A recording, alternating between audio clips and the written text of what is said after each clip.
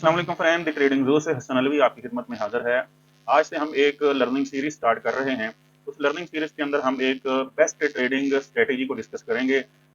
Trading strategy है EMA 200 और EMA 50 का क्रॉस ओवर। इस ट्रेडिंग स्ट्रेटेजी से हम सबसे इम्पोर्टेंट चीज को समझने की कोशिश करेंगे, वो है मार्केट का ट्रेंड को समझना, मार्केट के ट्रेंड को जानना।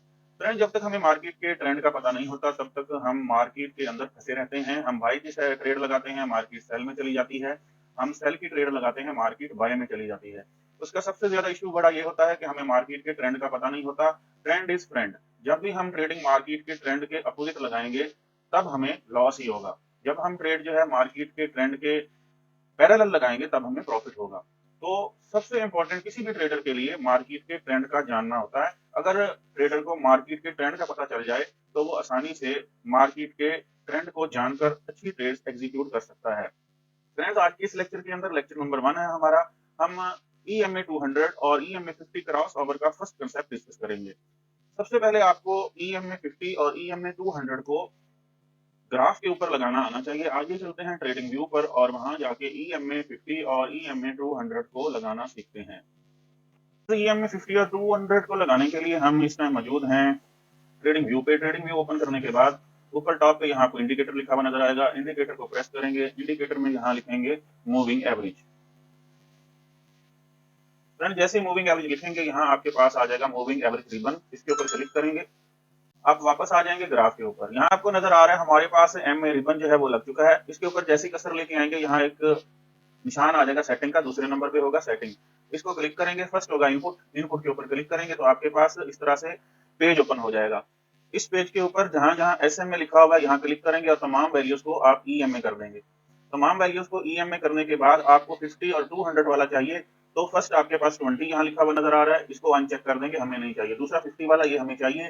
तीसरा 100 वाला, ये नहीं चाहिए, अनचेक कर देंगे। और चौथा 200 वाला है। उसके बाद फ्रेंड्स आपने क्या करना है, यहाँ 7 कलर मेंशन है। 50 के सामने कलर इस टाइम येलो है, इसके ऊपर क्लिक करेंगे, आप इसको ब्लू कर लेंगे।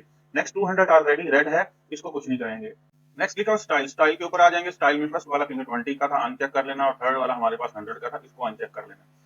दूसरा हमारे पास 50 वाला था, ब्लू कलर हमने किया था, इसके ऊपर क्लिक करेंगे। क्लिक करने के बाद यहाँ आपको नीचे जो है 4 ऑप्शन नजर आएंगे। ये ऑप्शन बोल्ड करने के हैं, हम इसको थोड़ा सा बोल्ड कर लेते हैं। ये बोल्ड कर लिए। इसी तरह से आप रेड वाले निशान जो है उसके ऊपर क्लिक करेंगे, रेड कलर के ऊपर, और इसको भी हम 200 EMA को, इसको भी हम बोल्ड कर लेंगे। यदि ओके लिखा होगा, नहीं तो आप साइड पे इस तरह से प्रेस करेंगे। तो फ्रेंड्स, ये हमारे पास जो है EMA 50 और EMA 200 जो है सेट हो जाएंगी। ब्लू कलर हमारे पास EMA 50 का होगा और रेड कलर हमारे पास EMA 200 का होगा। आइए चलते हैं फर्स्ट लेक्चर के ऊपर और वहां जाके अपना कंसेप्ट बनाते हैं।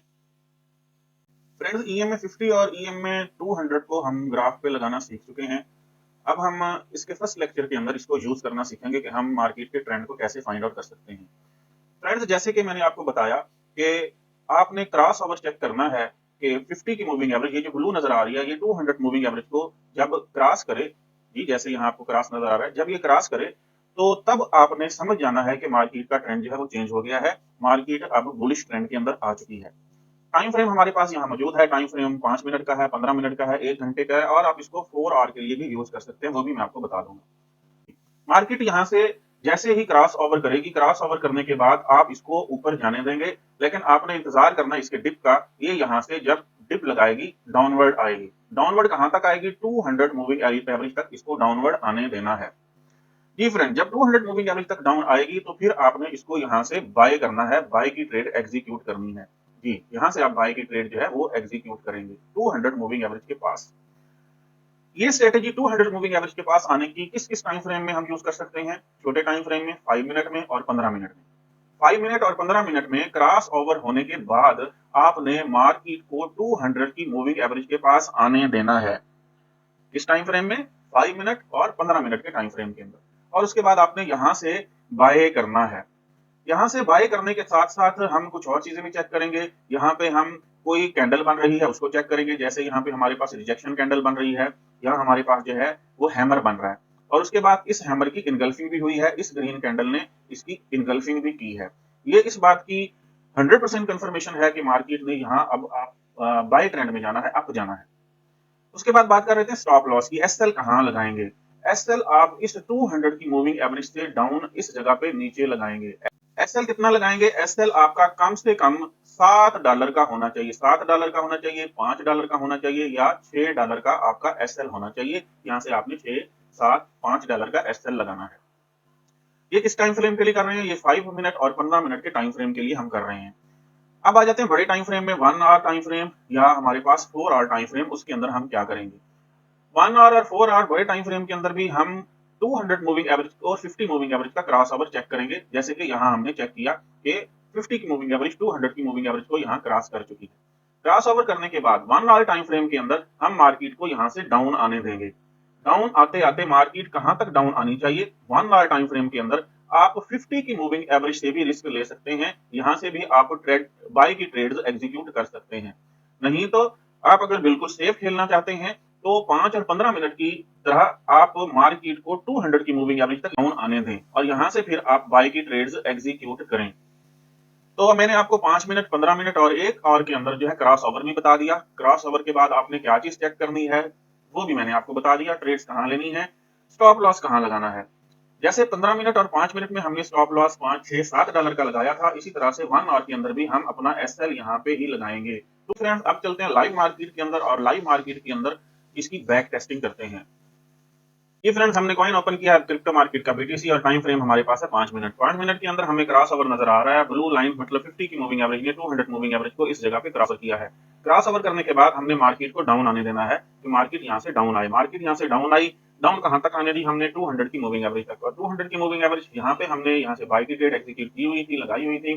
जैसे ही मार्केट 200 मूविंग एवरेज के पास आई, यहाँ से हमारी ट्रेड एग्जीक्यूट हुई और उसके बाद प्रॉफिट आप चेक कर सकते हैं।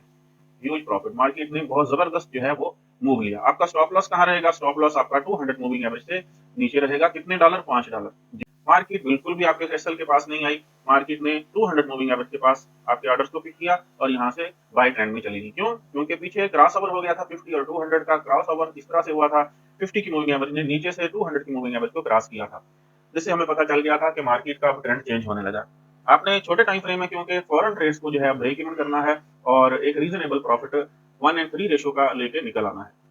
नेक्स्ट चलते हैं 15 मिनट टाइम फ्रेम के अंदर, उसके अंदर चेक करते हैं। फ्रेंड्स अब हमारे पास जो कॉइन है वो है फॉरेक्स मार्केट का गोल्ड यूएसडी। इसके अंदर हमारे पास नजर आ रहा है 50 की मूविंग एवरेज ने नीचे से क्रॉस किया 200 मूविंग एवरेज को इस जगह पे। उसके बाद हम मार्केट के डाउन आने का इंतजार करेंगे। कहां तक डाउन आएगी? 200 मूविंग एवरेज तक आएगी। मार्केट 200 मूविंग एवरेज तक डाउन आई, यहाँ से हमने 200 मूविंग एवरेज की अपनी बाय की ट्रेड लगाई। आप चेक कर सकते हैं प्रॉफिट, मार्केट जो है बाय ट्रेंड के अंदर ही जा रही है जी। मार्केट ने जबरदस्त हमें प्रॉफिट दिया। यहाँ भी हमारा एसएल कहाँ रहेगा? एसएल हमारा $4 से $5 जो है 200 मूविंग एवरेज से नीचे रहेगा। यहाँ हम अपना एसएल लगाएंगे इस तरह जी। जी फ्रेंड्स अब चलते हैं 1 आवर और 4 आवर के टाइम फ्रेम के अंदर। फ्रेंड्स 4 आवर टाइम फ्रेम हमें मार्केट का मेजर ट्रेंड बताता है।